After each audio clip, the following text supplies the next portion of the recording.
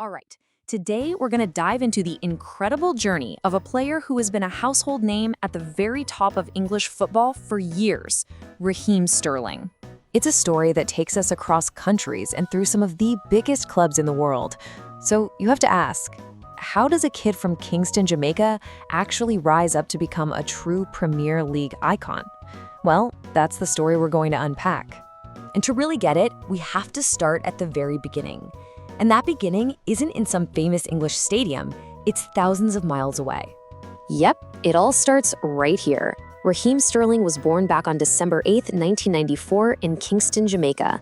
This is ground zero for a journey that would take him to the absolute pinnacle of the sport. And this is a really key part of who he is. While we all know him as an icon for the England national team, he also holds Jamaican nationality. It's this dual heritage that has really shaped him as both a player and a person. So, after his family moved to England when he was a boy, his football journey really started to take off in London. And it was at the Queen's Park Rangers Academy where people first started to notice that, hey, this kid has got some serious talent. But QPR, that was just the launch pad. That raw talent was about to be molded into something truly world-class at one of England's most legendary clubs, Liverpool. I mean, his potential was so obvious that Liverpool snapped him up for their famous academy. And this is where he made that massive jump, going from a promising young kid to a full-on professional, playing for the Reds. And then, 2011. That was the big moment.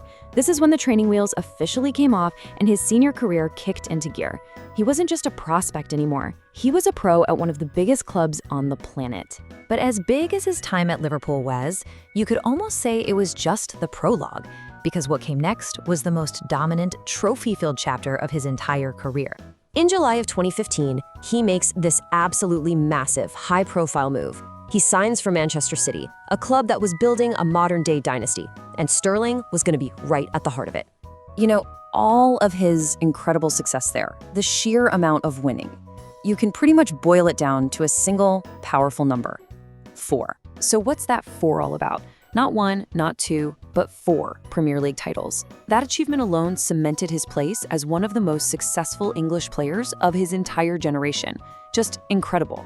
But hey, dynasties don't last forever, and for Sterling, a new chapter was calling, one that took him right back to London, where his English football story first got started.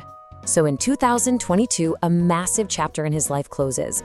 After 7 years and all that winning, his time at Manchester City was over. And then he makes another blockbuster move, signing for their Premier League rivals Chelsea FC.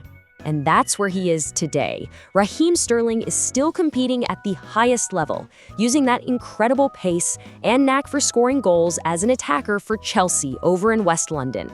I mean, when you just lay it all out, it's a pretty wild Premier League career, right?